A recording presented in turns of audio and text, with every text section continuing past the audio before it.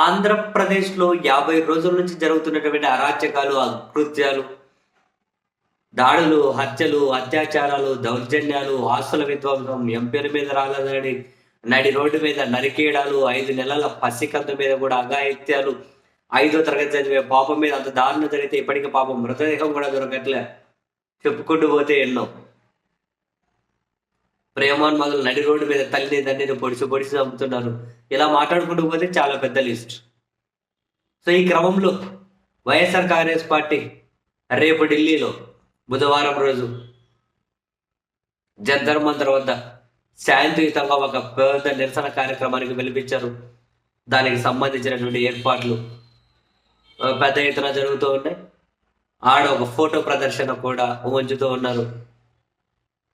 ప్రజాస్వామ్యాన్ని కాపాడాలి అనే కాన్సెప్ట్ తోటి మిగిలిన అన్ని రాజకీయ పార్టీలను కూడా వీళ్ళు ఓపెన్గానే ఇన్వైట్ చేస్తూ ఉన్నారు. ఈ క్రమంలో వైఎస్ఆర్ కాంగ్రెస్ పార్టీ అధినేత జగన్మోహన్ రెడ్డి గారు ఈరోజు ఉదయమే ఢిల్లీ చేరుకున్నారు. అంటే 11:30 ఆ టైంలో ఢిల్లీ చేరుకుంటారు. ఢిల్లీకి చేరుకొని 3 రోజుల పాటు జగన్మోహన్ రెడ్డి గారు ఢిల్లీలోనే ఉంటారు. 3 రోజుల పాటు అక్కడే ఉంటారు. రాష్ట్రపతి, ప్రధానమంత్రి, హోంశాఖ మంత్రి అపాయింట్మెంట్లు అడిగారు.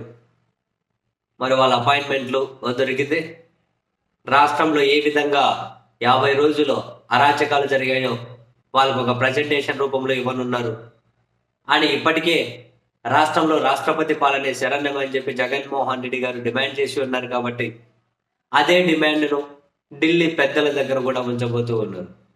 మొత్తం మీద ఢిల్లీలో 3 రోజుల మకాం వేయబోతున్నటువంటి వైసీపీ అధినేత అక్కడ నుంచే రాజకీయంగా అయితే పావులు కదుపుతున్నట్లున్నారు. అండ్ మరీ ముఖ్యంగా తెలుగుదేశం పార్టీ నేతృత్వంలో రాష్ట్రంలో ఎన్డీఏ కూటమి ఎంత దారుణాలకు తెగబడిందో ఢిల్లీలోని పెద్దలకు తెలియజెప్పే కార్యక్రమం ఈ 3 రోజుల పాటు జరగబోతూ ఉంది. ఇదైతే చాలా దారుణం. రాష్ట్రంలో జరిగిన సంఘటనలు దారుణమైతే దాని మీద ముఖ్యమంత్రి, ఉప ముఖ్యమంత్రి, హోంశాఖ మంత్రి వీళ్ళ స్పందనలు మరింత దయనీయం. మరింత దాడులు, దౌర్జన్యాలు రెచ్చగొట్టే విధంగానే వాళ్ళ స్పందనలు ఉన్నాయి. కానీ వాటిని కంట్రోల్ చేసే విధంగా లేకపోవడం నిజంగా మరింత బాధాకరం కూడా.